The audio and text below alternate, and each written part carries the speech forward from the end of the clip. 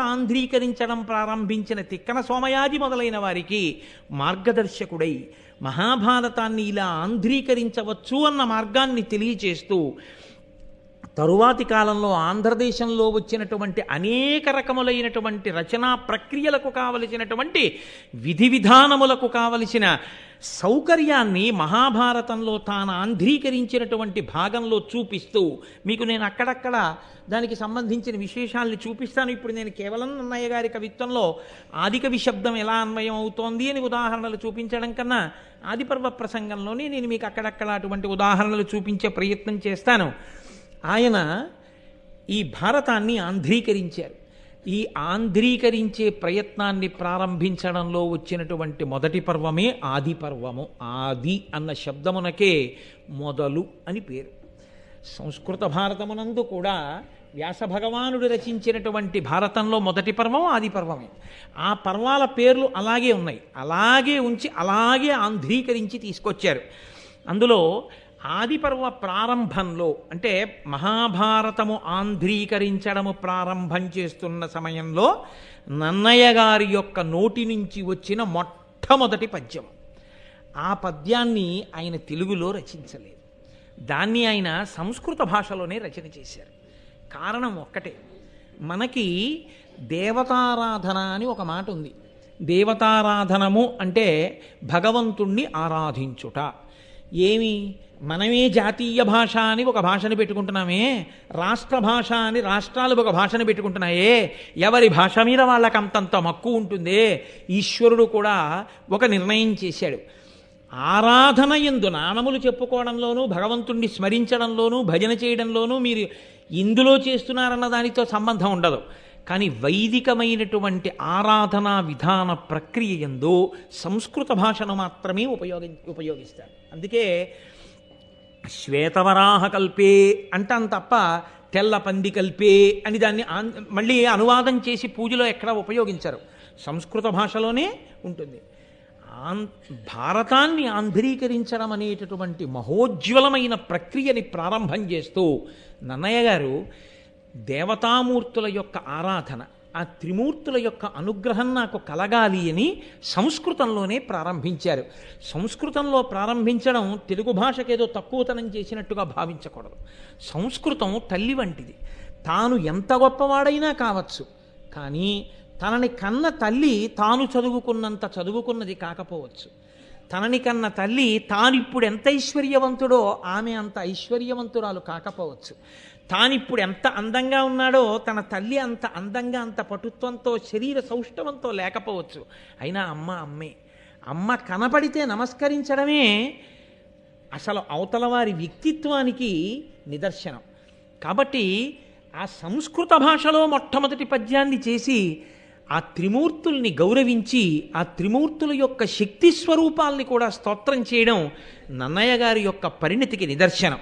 కాబట్టి ఆయన మొట్టమొదటి పద్యాన్ని ప్రారంభం చేస్తూ శ్రీవాణీ గిరిజాశ్చిరాజ దదతో వక్షో ముఖాంగేషు ఏ లోకానాం స్థితిమావహంత విహతాం స్త్రీపుంసయోగోద్భవాం తే వేదత్రయమూర్తయస్త్రిపురుషా సంపూజితావస్సురైః భూయాసు పురుషోత్తమాంబుజభవ శ్రీకంధరా శ్రేయసే అంటూ మొదలుపెట్టారు.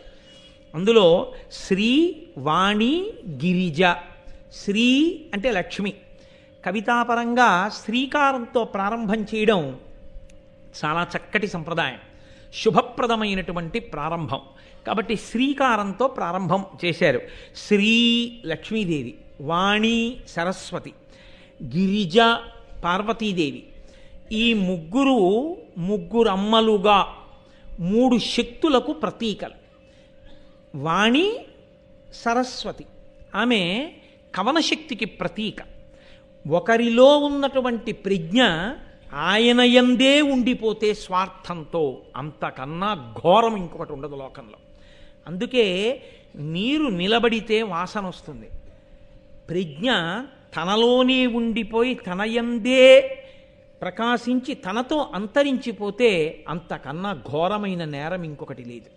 సరస్వతి నది ప్రవహిస్తుంది.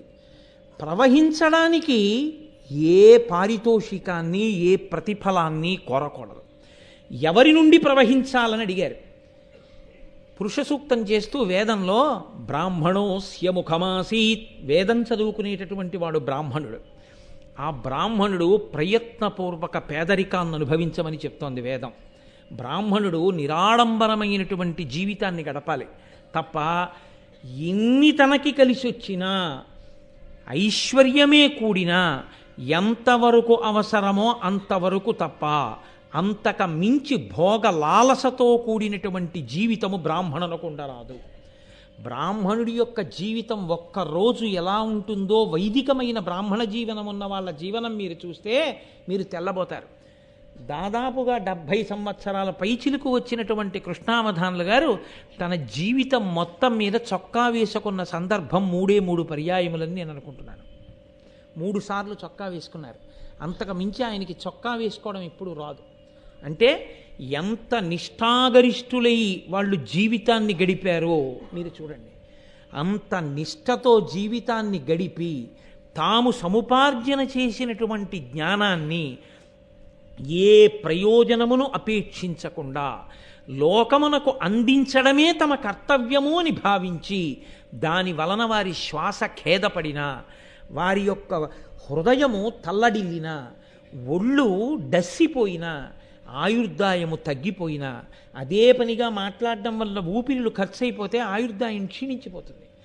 ఆయుర్దాయమే క్షీణించిపోతోందని తెలిసినా దేని కొరకు మాట్లాడాలి అని అడిగారు. నీలో ఉండిపోయి విద్య నశించి నువ్వు మరణించే కన్నా నీ ఆయుర్దాయము తగ్గిపోయినా నువ్వు 10 మందికి బోధ చేసి జీవితాన్ని విడిచిపెట్టాయి. దానివల్ల నువ్వు ధన్యుడవైపోతావు. కాబట్టి త్యాగముతో జీవించు, స్వార్థముతో బ్రతకవద్దు. కాబట్టి సరస్వతి ప్రవాహము అది ప్రవహించాలి. ఒకరి నుండి ఒకరికి ప్రవహించి వెళ్ళిందా ఉపయుక్తమవుతుంది. ప్రవహించలేదా ఎవ్వరికీ పనికిరాలేదు. గోదావరి ప్రవహించిందా కొన్ని వేల ఎకరాలు సాగుతాయి, కొన్ని లక్షల మందికి దాహం తీరుతుంది.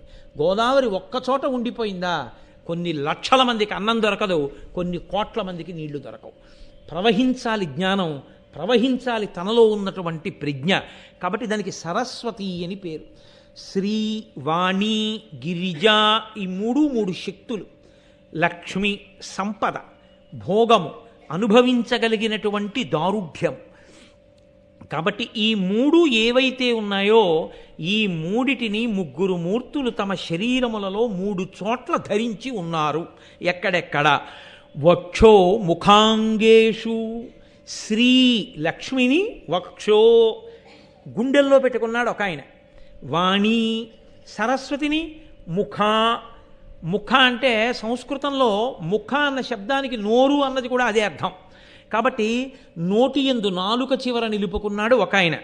అంగేషు శరీరంలో సగభాగం ఇచ్చాడు, లేదా శరీరం ఇచ్చేశాడు పరమేశ్వరుడు పార్వతీదేవికి. కాబట్టి ఈ 3 శక్తులను తమ శరీరములో ఉన్నటువంటి 3 అవయవముల యందు నిలుపుకున్న త్రిమూర్తులు ఎవరున్నారో వారు సశక్తియుతులై ఉన్నారు. ఇది నన్నయ్య గారి యొక్క ప్రార్థనా శ్లోకం. మనకి సంప్రదాయము అని ఒక మాట మీతో నేను ఇందాక మనవి చేశానే, వేదంలో ఆచారము అని ఒకటి ఉన్నది అని. పూజ చేసేటప్పుడు శక్తియుతుడైన పరమాత్మనే పూజ చేస్తాం. అందుకే రాముడికి కూడా రాముడిగా పూజ లేదు, శ్రీరాముడిగా పూజ.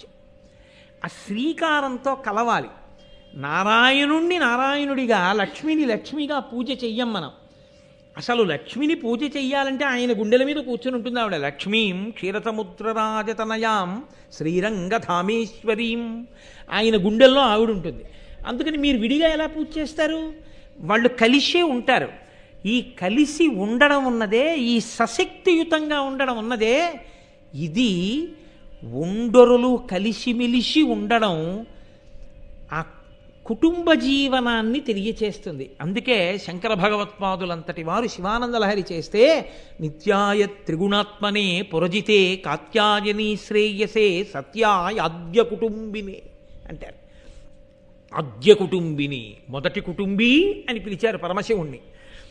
ఆ భార్య భర్త ఆనాటి నుండి ఈనాటి వరకు అలా కలిసి ఉండి సంతానాన్ని పొందుతుండడమే.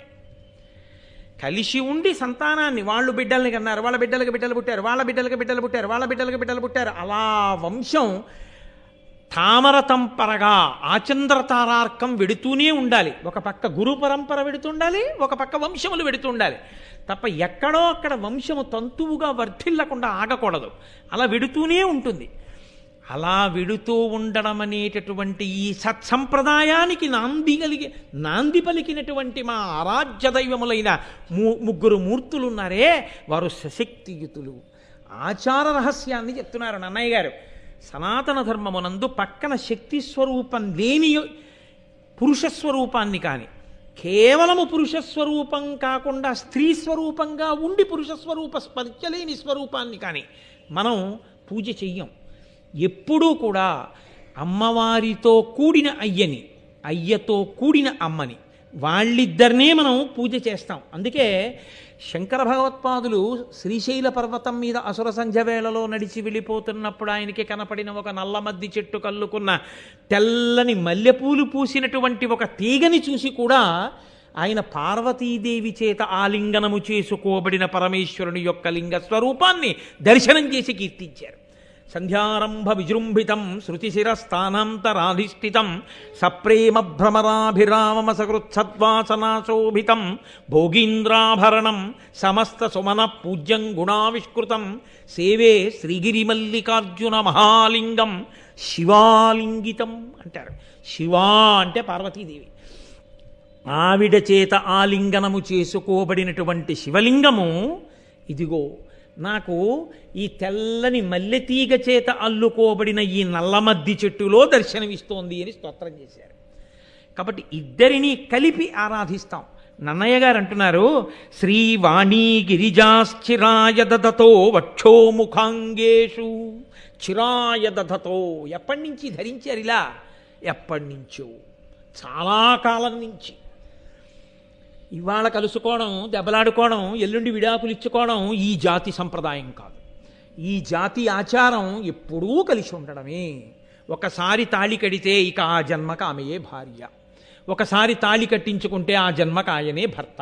ఇద్దరి మధ్య ఘర్షణకి ఏ ఏ ప్రాంతములు ఉంటాయో ఆ ప్రాంతముల యందు ఇద్దరూ రాజీపడి జీవితాన్ని సమన్వయంతో రెండు బండి చక్రాలు కలిసి రథాన్ని నడిపినట్టు నడుపుకోవడమే తప్ప ఘర్షణ పడి విడిపోవడం అన్నది విడాకుల మాట తెలియని ఏకైక జాతి ప్రపంచపటంలో భారత జాతి.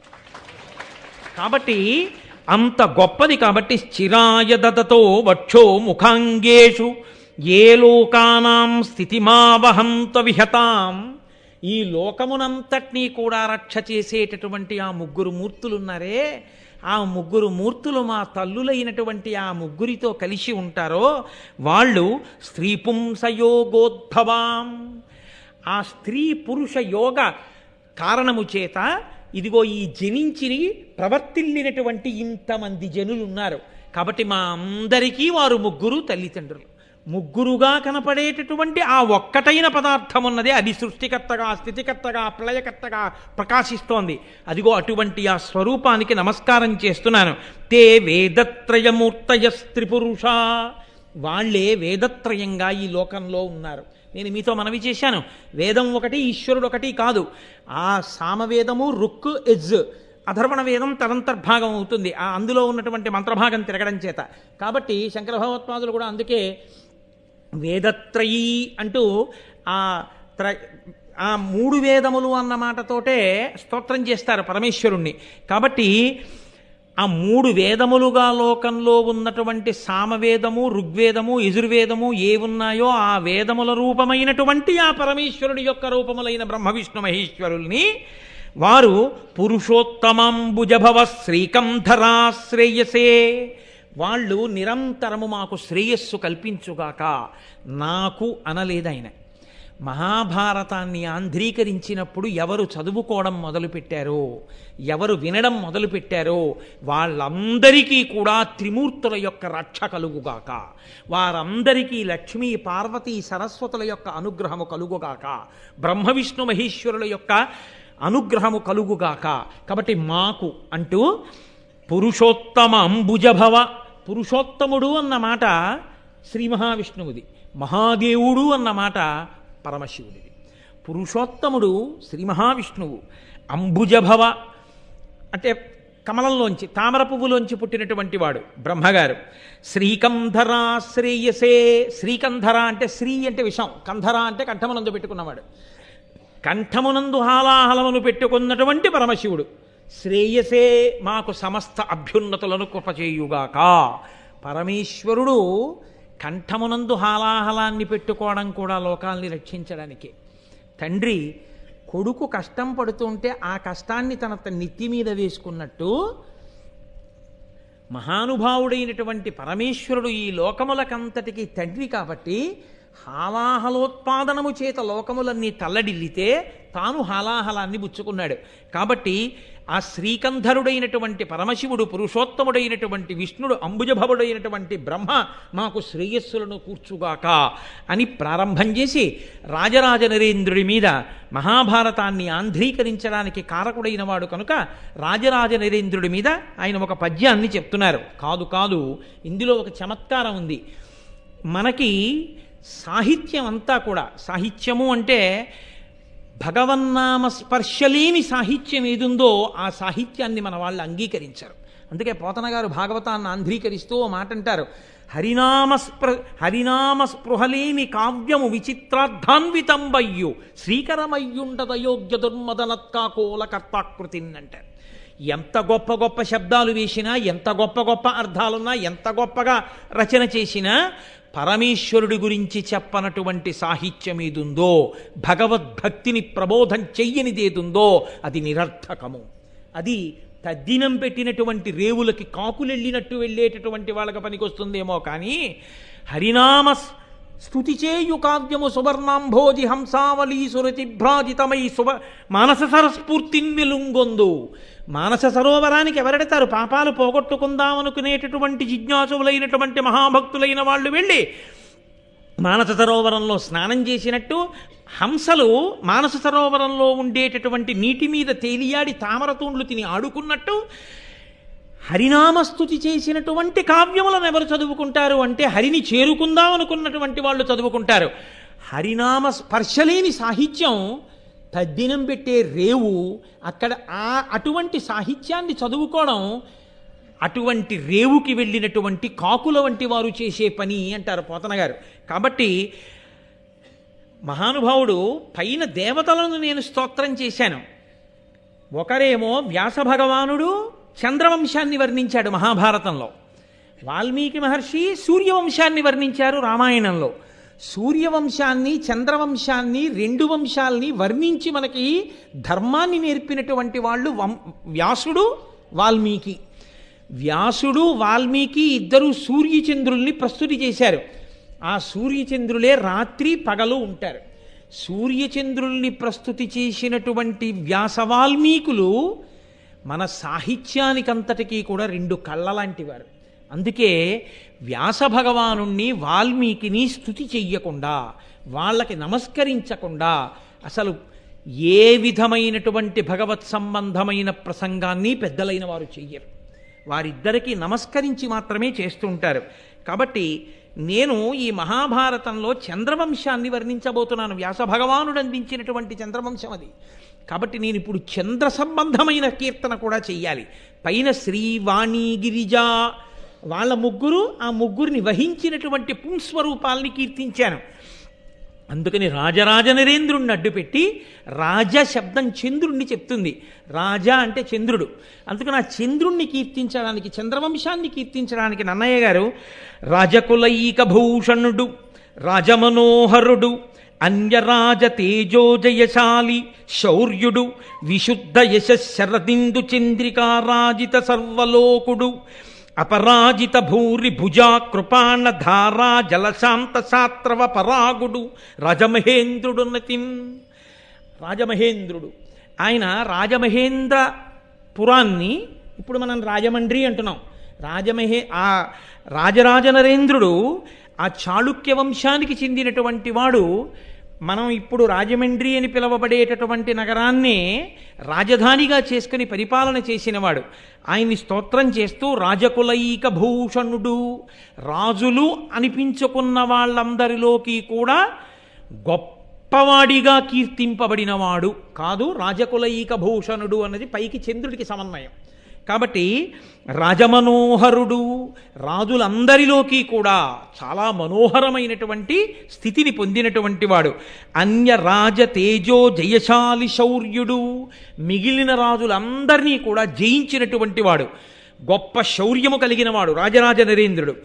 విశుద్ధ యశశరదిందు చంద్రికారాజిత సర్వలోకుడు, శరత్కాలంలో ఉండేటటువంటి చంద్రబింబాన్ని పరిణిత చంద్రుడు అని పిలుస్తారు. బాగా ప్రకాశవంతంగా ఉంటుంది వెన్నెలతోటి. అటువంటి చంద్రుడు ఎలా ఉంటాడో రాజులందరిలో రాజరాజ నరేంద్రుడు అంత గొప్పవాడు.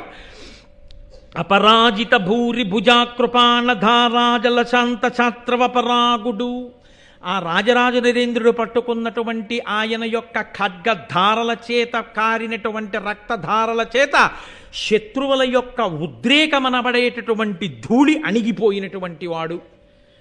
ధూళి ఎగురుతోందనుకోండి, భూమి మీద పెద్ద వర్షం పడిందనుకోండి, ఆ నీటి ధార చేత కొట్టబడి ధూళెంతా అణిగిపోతుంది. అలా శత్రువులైన రాజులు పైకి లేస్తుంటే రాజరాజ నరేంద్రుడి చేత కత్తి పట్టుకుని యుద్ధభూమికి వెళ్ళి ఆ కుత్తుకలు తెగటార్చి ఆ నేల రాలిపోయేటట్టుగా శత్రువులందరినీ దునుమాడితే ఆ కత్తి నుంచి కారినటువంటి ఆ ధారల చేత శత్రువులనేటటువంటి ధూళి అణిగిపోయేటట్టుగా చేయగలిగినటువంటి పరాక్రమశాలి అయిన రాజరాజ నరేంద్రుడు, రాజమహేంద్రుడున్నతిన్, అటువంటి వాడు రాజరాజు. ఆ రాజరాజ నరేంద్రుడిని కీర్తించి విమలాదిత్యతనూజుడు, విమల విచారుడు, కుమార విద్యాధరుడు, ఉత్తమ చాళుక్యుడు, వివిధాగమ విహిత శ్రముండు, ఉరుకాంతిన్. ఆయన చూడగానే చంద్రుణ్ణి చూస్తే ఎంత సంతోషం కలుగుతుందో, తన శరీరకాంతి చేత రాజరాజ నరేంద్రుణ్ణి చూసిన వాళ్ళకి కూడా అంత సంతోషం కలిగేదిట. ఆయన విమలాదిత్యుడికి కుందవాంబ అనబడేటటువంటి స్త్రీకి కలిగినటువంటి వాడు, జన్మించినటువంటి వాడు, చాలా పరిశుద్ధమైనటువంటి ఆచారము కలిగినవాడు. నేను మీతో మనవి చేశాను, పరదేవతానుగ్రహము కలిగిన వాడొకడు జన్మిస్తే తప్ప అటువంటి శక్తి ఉన్నవాణ్ణి గుర్తించి ఆంధ్రీకరింప చెయ్యడం కూడా సాధ్యం కాదు, అంత తేలికైన విషయమేం కాదు అని. కాబట్టి కుమార విద్యాధరుడు, ఉత్తమ చాళుక్యుడు. సుబ్రహ్మణ్యేశ్వర స్వామి వారు దేవసేనకంతటికి అధిపతి అయి రాక్షసుల్ని ఎలా దునుమాడతాడో అలా అటువంటి పరాక్రమము కలిగి శస్త్రాస్త్ర విద్యా నైపుణ్యము కలిగినటువంటి వాడైన వాడు. లేదా సుబ్రహ్మణ్యేశ్వర స్వామి వారి ఆరాధనా విధానమునందుండేటటువంటి తంత్రముల యందు నిష్ణాతుడైనటువంటి వాడు. వాళ్ళు గొప్ప శివభక్తులు ఆ చాళుక్యులందరూను. కాబట్టి వివిధాగమ విహితశ్రముండు, అనేకమైనటువంటి ఆగములు తెలిసున్నటువంటి వాడు. అటువంటి రాజరాజ నరేంద్రుడు ఒకానొక నాడు సభలో గొప్ప పండితుల్ని కవుల్ని అందరినీ కూర్చోపెట్టుకుని వాళ్ళతో మాట్లాడుతుండగా సంస్కృతంలో ఉన్నటువంటి భారతం గురించి ప్రస్తావన వచ్చింది. ఆయనకి భారతం వినడం అంటే చాలా ఇష్టం. అందుకని తరచూ భారతంలో ఉన్నటువంటి విశేషాలన్నీ వింటూ ఉండేవాడు. అదే కాదు, మిగిలినటువంటి రామాయణాది కావ్యములను కూడా వింటూ ఉండేవాడు. ఆయన ఆ నన్నయ్య గారిని పిలిచి నన్నయ్య గారితో ఒక మాట అన్నాడు. ఎంత బహుశా నన్నయ్య గారి గురించి మనకి తెలియడానికి భారతంలో నన్నయ్య గారు ఇచ్చినటువంటి ఏకైక పద్యం అదొక్కటే. అది వినా నన్నయ్య గారి గురించి తెలుసుకోవడానికి సాధికారికమైనటువంటి సాక్ష్యములతో కూడినటువంటి ఇతర పద్యములు మీకు కనపడవు ఇందులో. తన కుల బ్రాహ్మణు అనురక్తు అవిరళ జప హోమ తత్పరు విపుల శబ్ద శాసను సంహితాభ్యాసు బ్రహ్మాండాది నానా పురాణ విజ్ఞాన నిరతున్ పాత్రం ఆపస్తంభసూత్రు ముద్గల గోత్ర జాతు సద్వినుతావదాత చరితు లోకజ్ఞు ఉభయ భాషా కావ్య రచనాభిశోభితు సత్ప్రతిభాభియోగ్యు నిత్య సత్య వచను మత్యమరాధిపాచార్యు సుజను నన్నపార్యుజూచి పరమ ధర్మ విధుడు వర చాళుక్యాన్వయాభరణుడిట్టులనియ కరుణతోడా. నన్నయ్య గారిని సభలో ఒకసారి అలా చూశాడు ఆ పండితులు కవుల మధ్యలో. నన్నయ్య గారికి ఉండేటటువంటి లక్షణములు ఎటువంటివో చెప్తున్నారు. ఆయన కులబ్రాహ్మణుడు. కులబ్రాహ్మణుడు అన్న మాట పరంపరాగతంగా కేవలం తన దగ్గర పౌరోహిత్యం చేస్తూనో లేకపోతే తన దగ్గర ఉండేటటువంటి బ్రాహ్మణుల యొక్క పరంపరకి చెందినవాడు మాత్రమే అనో అర్థం ఇచ్చేటటువంటిది కాదు. ప్రభువు ప్రకటించినటువంటి శాసనములను సంస్కృత భాషలో రచన చేసి అందించగలిగినటువంటి దిట్ట అయినటువంటి వాణ్ణి కూడా కులబ్రాహ్మణుడనే పిలుస్తారు. కాబట్టి అటువంటి శక్తి కలిగిన కులబ్రాహ్మణుడు నిరంతరము జపం చేస్తూ ఉంటాడు, హోమం చేస్తూ ఉంటాడు. హోమము చేత దేవతల్ని ప్రీతి కల్పిస్తూ ఉంటాడు.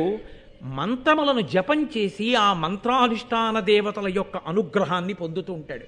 అంటే వేదమునందు మంత్రముల యందు అంత నిష్ట కలిగి అంత గొప్ప దేవతానుగ్రహాన్ని పొందినటువంటి వాడు విపుల శబ్ద శాసనుడైన.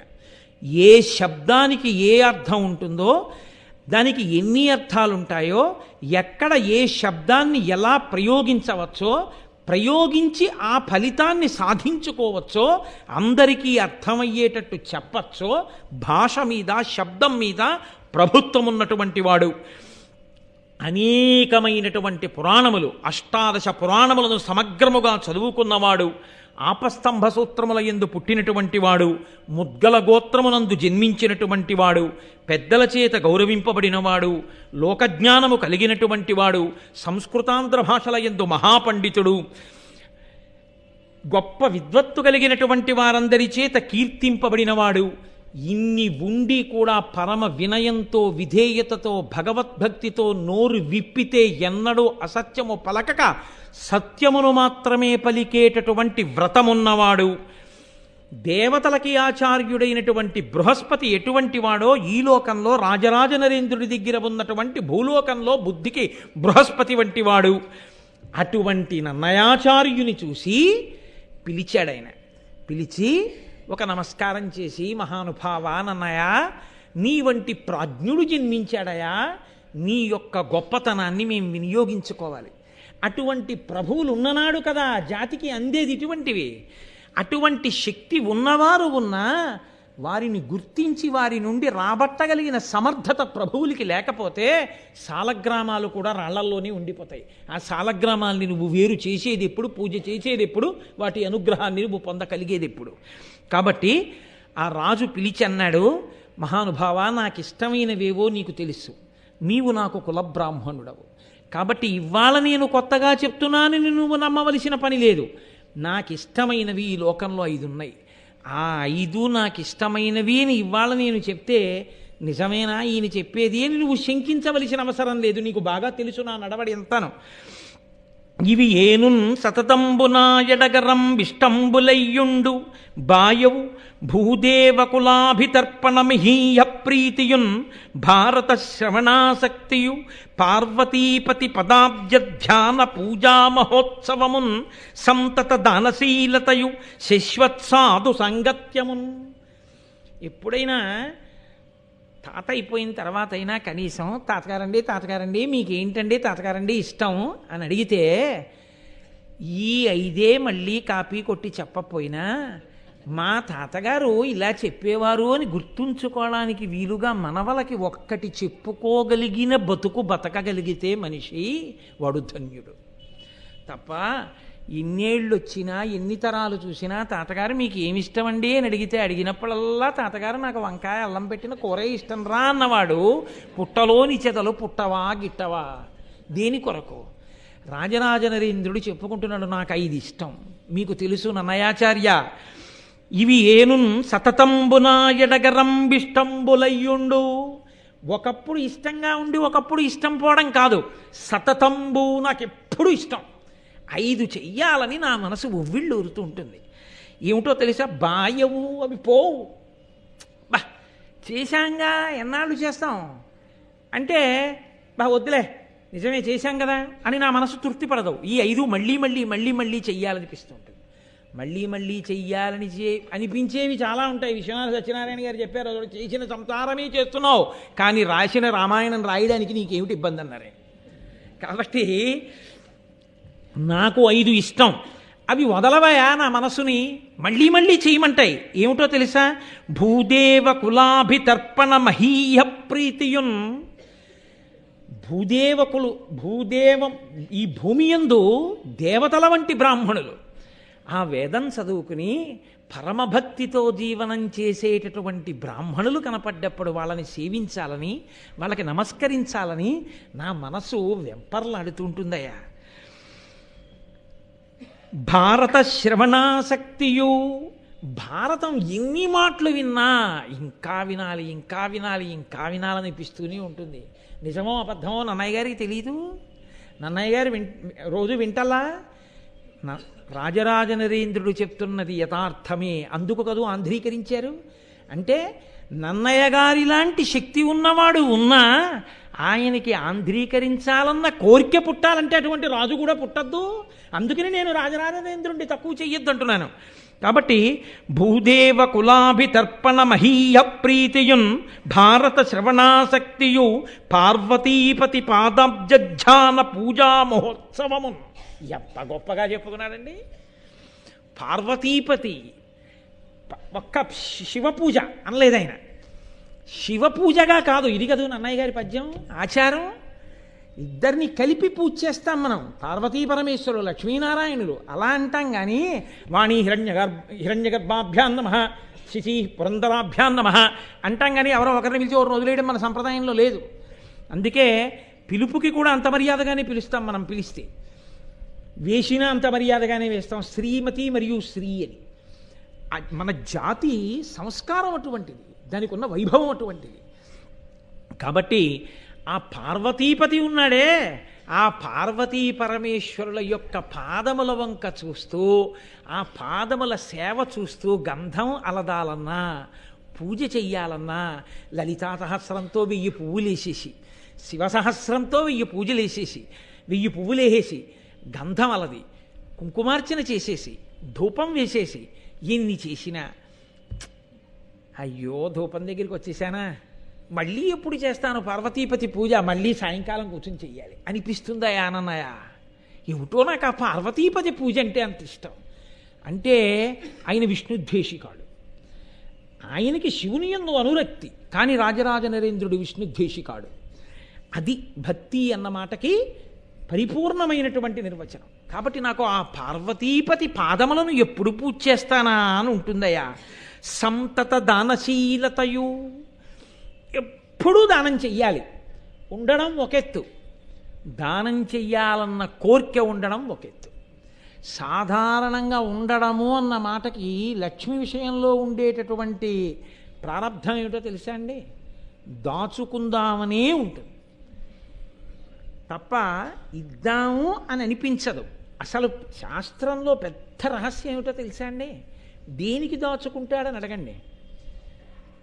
నాకే ఉండాలని దాచుకుంటాడు. అసలు పిచ్చాడయ్యేలా దాచుకుంటాడు. కానీ నాకే ఉండాలని దాచుకున్నది నీకు రాదు, నీ బిడ్డలకు వెళ్ళిపోతుంది, గుట్టుకుని ఊపిరి అయిపోతే. నీకే ఉండాలనుకుంటే నువ్వు దానం చేస్తే నీ ఖాతాలో పడుతుంది. అంటే అంతా ఇచ్చేయమని చెప్పరు, కనీసం కొంతైనా దానం చేయకపోతే, ఎవడి శక్తికి తోచింది వాడు చేయకపోతే ఎలా? ఉత్తర జన్మలలో నువ్వు దాచింది నీతో రాదు, నాది నాది అనుకుంటాడు. నాది నాది అనుకున్నదంతా బిడ్డలకు వెళ్ళిపోతుంది, లేదా ఎవరికి వెళ్ళిపోతుందో కూడా చెప్పలేడు. కానీ నువ్వు ఇచ్చుకున్నదేదో అది మాత్రం నీదిగా వస్తుంది. అసలు నీది చేసుకోవడం అన్న మాటకు అర్థం ఏంటంటే నువ్వు బతికుండగా దానం చేసుకోవడం. నువ్వు బతికుండగా దానం చేయడం మానేసి 10 కోట్లు కొడుక్కిచ్చి వాడు ఏదో చేస్తాడనుకుంటే వాడు 11 రూపాయలు గోదానం చేస్తాడు. వాడు గోదానం ఎందుకు చేస్తాడు? తండ్రికి ఏ బుద్ధో కొడుకు అదే బుద్ధి, వాడు చేస్తాడు ఏంటి?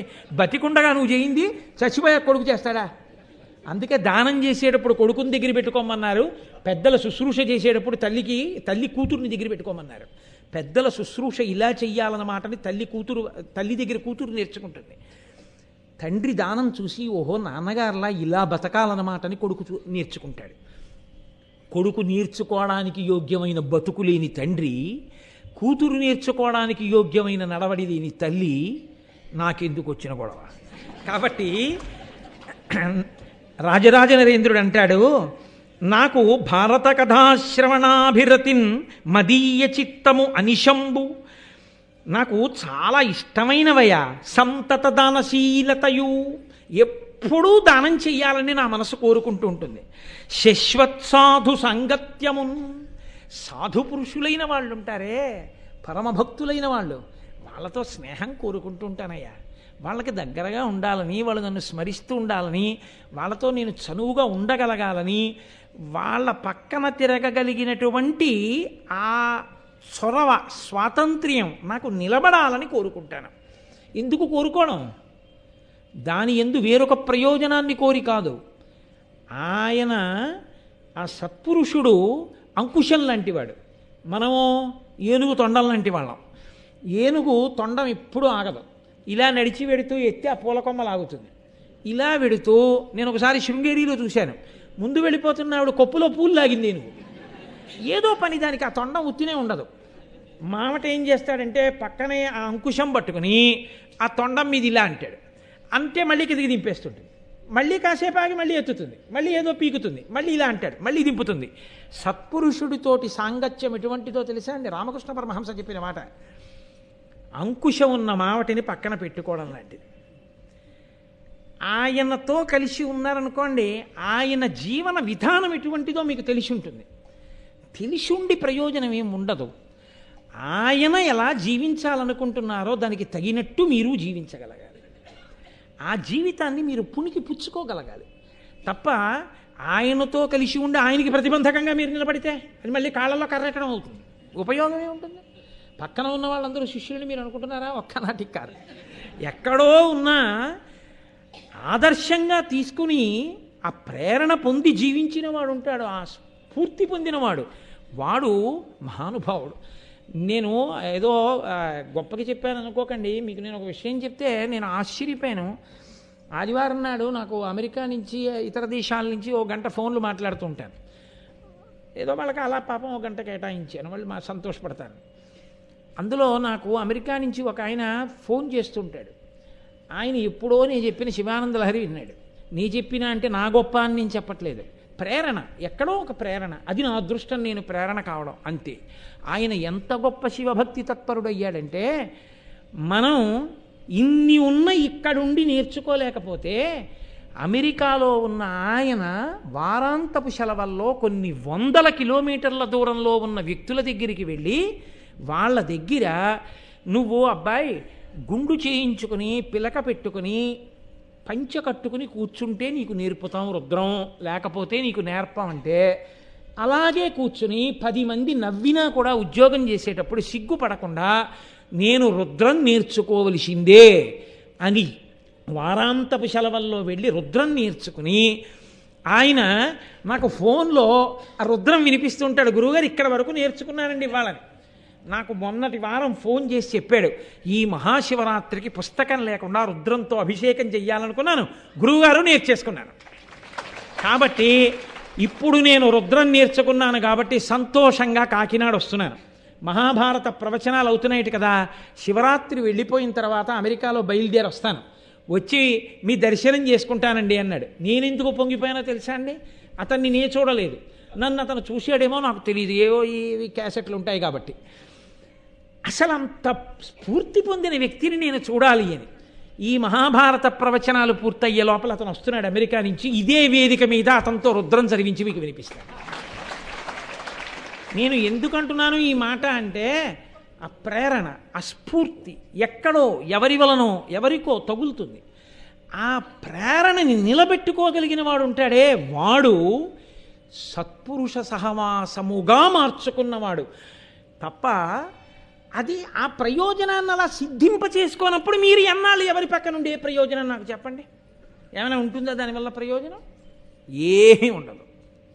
కాబట్టి ఆయన అంటాడు, శశ్వత్సాధు సాంగత్యమున్, నాకు నిరంతరము సాధు పురుషులతో కలిసి ఉండడం అన్నది ఇష్టమయ్యా, నాకు ఈ 5 ఇష్టం. కాబట్టి నన్నయ్య, నేను ఒక్క కోరిక కోరుకుంటున్నాను, నువ్వు మహాపురుషుడివి, ఉభయ భాషా ప్రవీణుడివి, నిరంతర హోమ మంత్ర జప తత్పరుడవు, నా కొరకు నువ్వు ఒక్క ఉపకారం చేయాలయా, భారతాన్ని ఆంధ్రీకరించాలి. ఏమయ్యా మిగిలిన వాటిని ఆంధ్రీకరించమని అడగకుండా భారతాన్ని అడుగుతున్నావే అంటావేమో. అమల సువర్ణ శృంగ ఖురమై కపిలంబగు గోశతంబు, ఉత్తమ బహువేద విప్రులకు దానము చేసిన తత్ఫలంబు, తథ్యమ సమకూరు భారత కథాశ్రవణాభిరతిన్ మదీయ చిత్తము అనిశంబు భారత కథాశ్రవణ ప్రవణంబ కావునన్.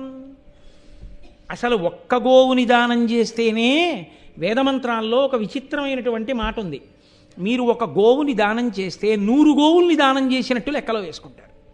అందుకే గోదానం పుచ్చుకున్న వాళ్ళు ప్రత్యేకంగా పక్కకెళ్ళి జపం చేసుకుంటారు. ఎందుకంటే వాళ్ళకి 100 గోవులు దానం పట్టిన ఫలితం వాళ్ళ ఖాతాలో పడకుండా ఉండడం కోసం. అప్పుడు వాళ్ళకు ఒక్క గోవు దానం పుచ్చుకున్నటువంటి ఫలితం వాళ్ళకి వేస్తారు ఆ మంత్రజపం చేస్తే. ఇచ్చిన వాడికి మాత్రం 100 గోవులు ఇచ్చినట్టే వేసేస్తారు. గోవులన్నీ ఒకెత్తైతే మహాభారతంలోనే అనుశాసనిక పర్వంలో ఉంది, పరమేశ్వరుడు మళ్ళీ గోవులలో కొన్ని గోవులకి ఉత్కృష్ట స్థితిని ఇచ్చాడు. ఆయన తన 3వ కంటిలో నుండి తేజస్సు కొంత తీసి కొన్ని గోవుల యందు ప్రవేశపెట్టాడు. ఆ గోవులు గోరోజన వర్ణాన్ని పొందే, అంటే పూర్తి ఎర్రటి ఎరుపు కాదు, కొద్ది ఎరుపు రంగుని పొందుతాయి. వాటిని కపిల గోవులు అంటారు. ఒక్క కపిల గోవుని దానం చేసినా, ఒక్క కపిల గోవుకి సేవ చేసినా, ఒక్క కపిల గోవుకు ఒక అరటిపండు పెట్టినా చాలా సంతోషం. కానీ మన ప్రారంధం ఏమిటంటే తనంత తానుగా కపిల గోవు సాధు గోవు వచ్చి దేవాలయాల ముందు నిలబడితే కర్ర పట్టుకుని అదే పనిగా కొడుతుంటారు కొన్ని చోట్ల. ఎంత ఆశ్చర్యంగా ఉంటుందో, ఏమిరా ఈ ప్రారంధం అనిపిస్తుంది. కాబట్టి రాజరాజ నరేంద్రుడు అంటున్నాడు, అమల సువర్ణ శృంగ కురమై కపిలంబ గుఘోషతంబు. ఇక్కడ అసలు గోవుయే దొరకడం కష్టం, సరి అయిన గోవు దొరకాలి. కాదు కపిల గోవు దొరకాలి. అది ఎటువంటి కపిల గోవు అయి ఉండాలి? గొప్ప పొదుగుండి ఇలా శిరములను ముట్టుకుంటే పాలు విడిచిపెట్టాలి. అది విపరీతంగా పోట్లు పొడిచేటటువంటి ఆవై ఉండకూడదు. చక్కటి ధేను ఉండాలి, చూడముచ్చటగా ఉండాలి, సాధుగోవై ఉండాలి. ఇప్పుడు ఆ ఆవు పాలు పిండుకున్నవాడు ఆవు పాలు కాచి తోడు పెట్టుకుని పెరుగు తినేటటువంటి వాడై ఉండకూడదు. పరమ సంతోషంతో ఆవు పాలు చేత పట్టుకుని నమస్తే అస్తు భగవన్ విశ్వేశ్వరాయ మహాదేవాయ త్రయంబకాయ త్రిపురాంతకాయ త్రికాగ్నికాలాయ అంటూ పరమేశ్వరుడికి అభిషేకం చేసుకుని రమించిపోయేటటువంటి వేదాంగములను చదువుకున్నటువంటి బ్రాహ్మణుడు దొరకాలి. అటువంటి బ్రాహ్మణుడు ఎందుకు దానం పుచ్చుకుంటాడు? ఆయన నా ఇంట అభిషేకం చేసుకోవడానికి ఒక గోవు ఉంటే బాగుండు, నేను రోజు ప్రదక్షిణం చేయడానికి గోవు దొరికితే బాగుండని ఈ గోవు దానం పుచ్చుకుంటానని పరమప్రీతితో వచ్చి దానం పుచ్చుకునేటటువంటి యోగ్యమైన వేదాంగములు జరిగిన బ్రాహ్మణుడు దొరకాలి. అప్పుడు నువ్వు దానం చేయాలి. దేశము కాలము నీ దగ్గర పుచ్చుకునేవాడు ఇవ్వడానికి గోవు ఇన్ని కలిసి రావాలి.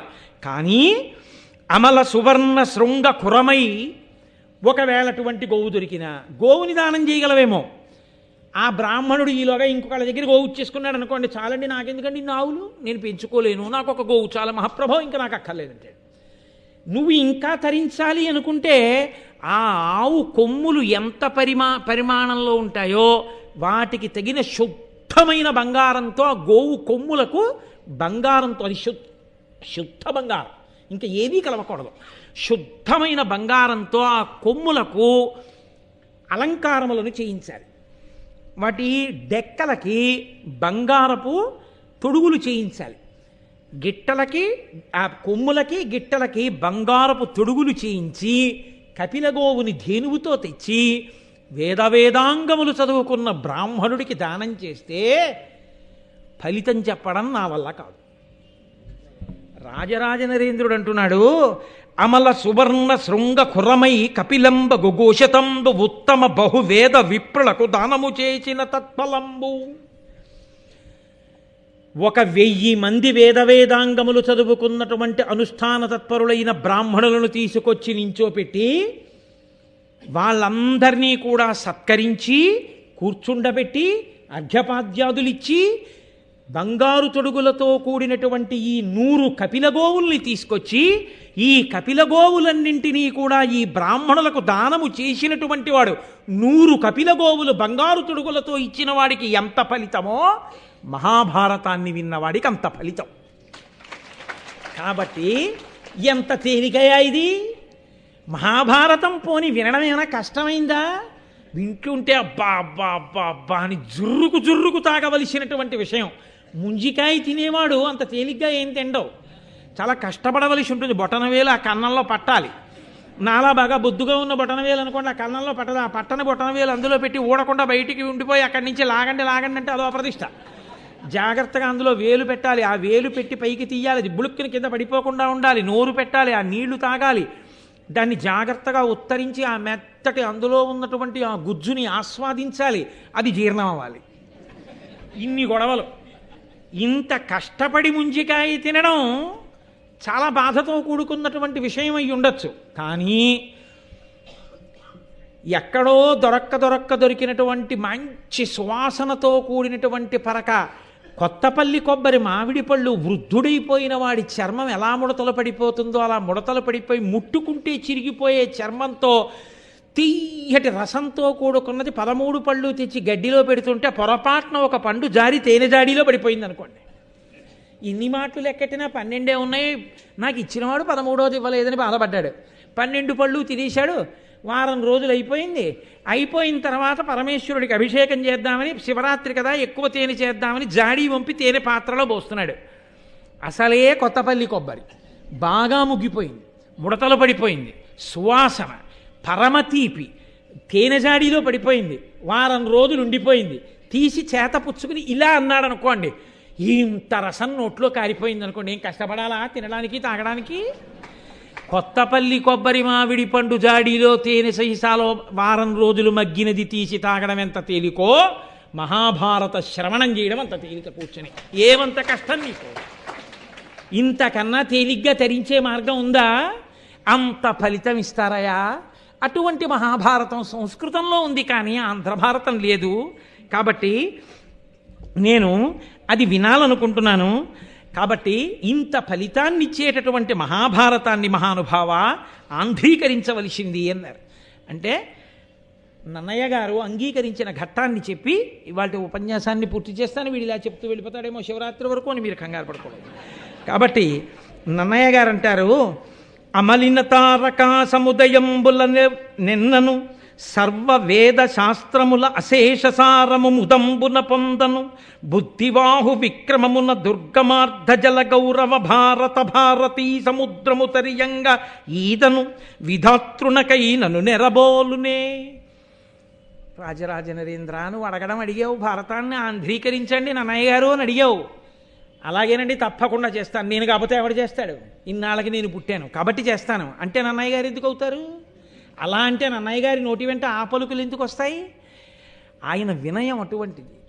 ఇంత సమర్థుడయ్యుండి, ఆదికవి అయ్యుండి ఆయన అంటున్నారు, అమలిన తారకా సముదయంబుల నిన్నను, ఆకాశంలో ఉండేటటువంటి నక్షత్రాలన్నింటినీ తప్పు లేకుండా లెక్కెట్టు. నీకోటి లెక్క తెలిసేమిటి, నేను ఇన్ని చెప్తే అన్నీ అనుకుంటానంటావేమో.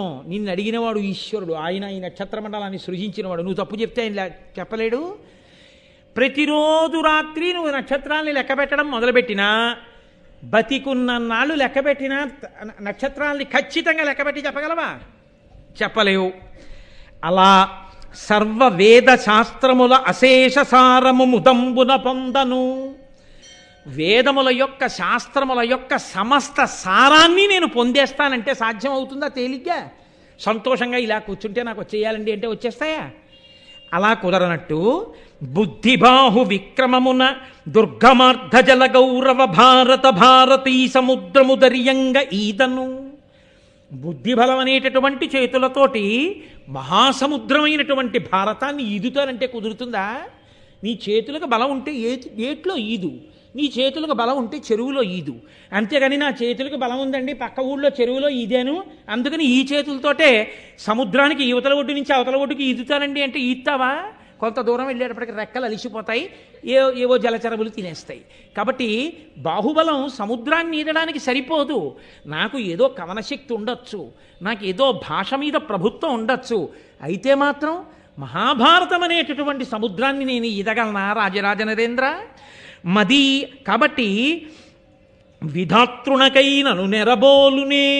నా వల్ల కాదు అని నేను ఊరుకుంటున్నాను అనుకుంటున్నావేమో, చతుర్ముఖ బ్రహ్మకైతే మాత్రం సాధ్యమయ్యా? అంత గొప్పదయా మహాభారతం. చతుర్ముఖ బ్రహ్మగారే చెప్పగలడా అన్నారంటే అటువంటి మహాభారత నిర్మాణం చేసిన వేదవ్యాసుడు ఎంత గొప్పవాడు అయి ఉండాలి. కాబట్టి ఆయన అన్నాడు, అయినా నేను ఆంధ్రీకరిస్తాను. ఎందుకు ఆంధ్రీకరిస్తానో తెలుసా? ఒక్క కారణానికి ప్రయత్నం మొదలు పెడతాను. నాకేమీ రాదని ఇలా తల వంచుతాను.